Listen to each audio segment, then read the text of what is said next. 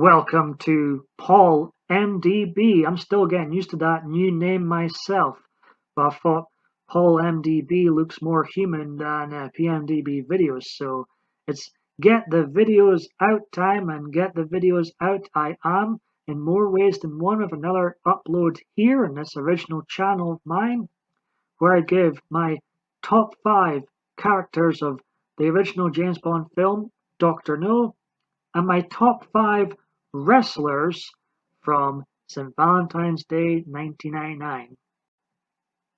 I thought it would be fun to start doing a top 5 on the movies I've been watching.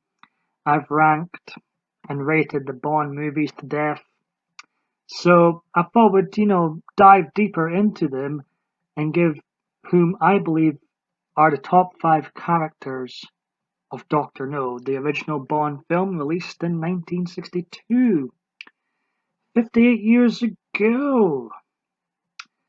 In fifth place, I'm going to go with Professor Dent, played by Anthony Dawson, whom would later appear, or not really appear, but would later be Ernst Stavro Blofeld in the Bond films From Russia with Love and Thunderball, also directed by Terence Young, who directed this one.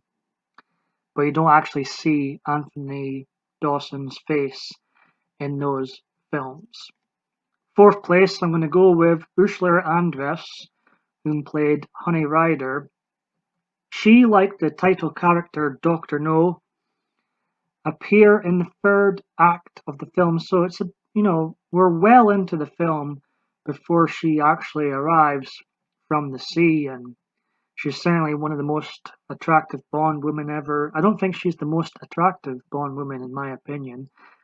I think the next Bond woman in From Russia with Love was more attractive than Ursula Andress, but that's just my opinion.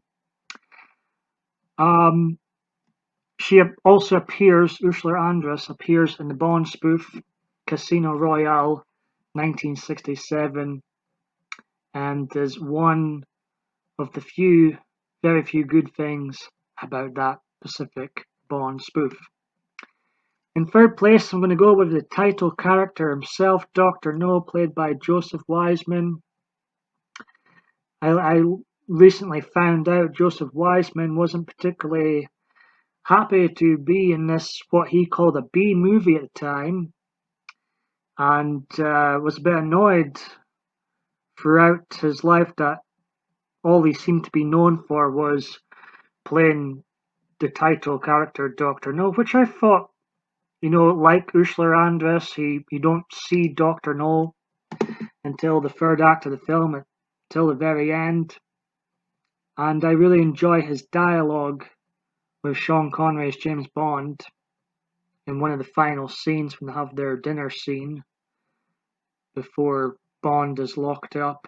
However, I will say I feel like they let him down as far as Dr. No's death goes. I thought it was a weak death, and one of the worst parts of the movie was the death of Dr. No and how it happened, and you couldn't really see. It felt very anti-climatic, his death, but I think there could have been other ways for Bond to, conquer Dr. No.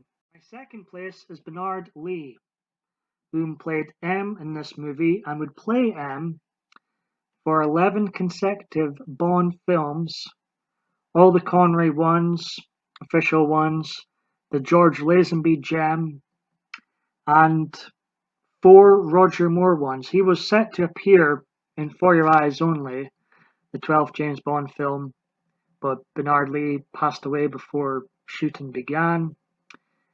I just feel his performance as M, particularly in this Dr. No film, carries so much weight. I can believe that he could be in charge or one of the bosses of MI6.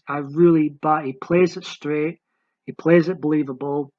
The Bond adventures are so, out there and, very OTT at times. I'm looking at you, Moonraker. But Bernard Lee always played it straight and played it believable. And his relationship with Sean Connery's Bond, in particular, it was like a father and son relationship they had. He was like a very strict father figure to James Bond, particularly in Doctor No.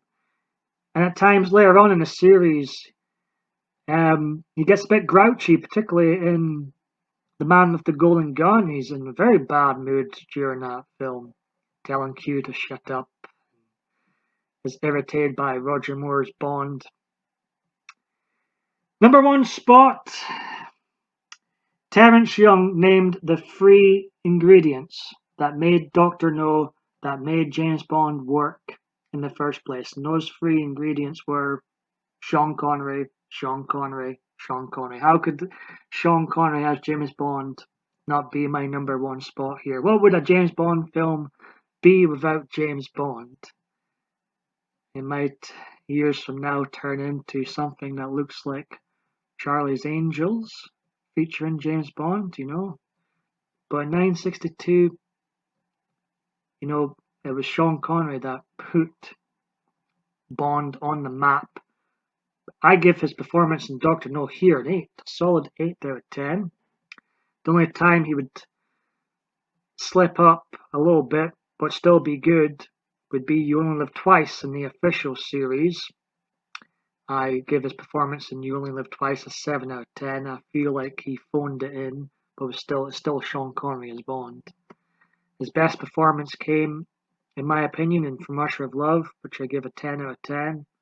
That's when I feel Bond, Sean Connery's Bond in particular, became iconic and a staple for moviegoers for generations to come. So, 1. Sean Connery as James Bond 007, 2. Bernard Lee as M, 3. Joseph Wiseman as Dr. No, 4.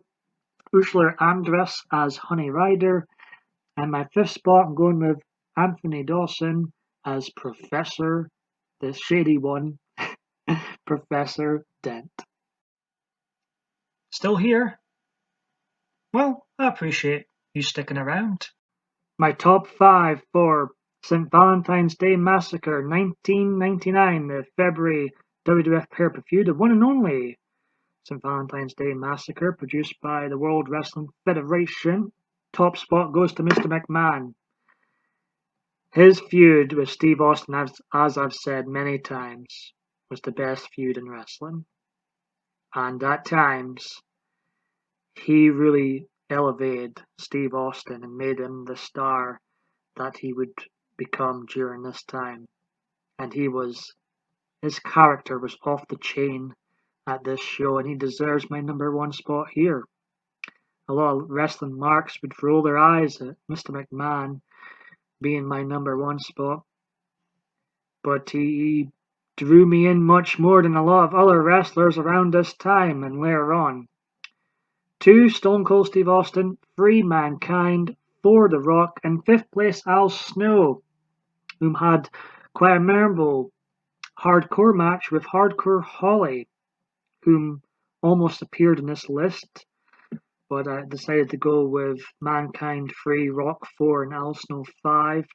Al Snow and Hardcore Holly would end up fake fighting in the Mississippi River. A very memorable spot and well-deserved place in my top 5 for this February show.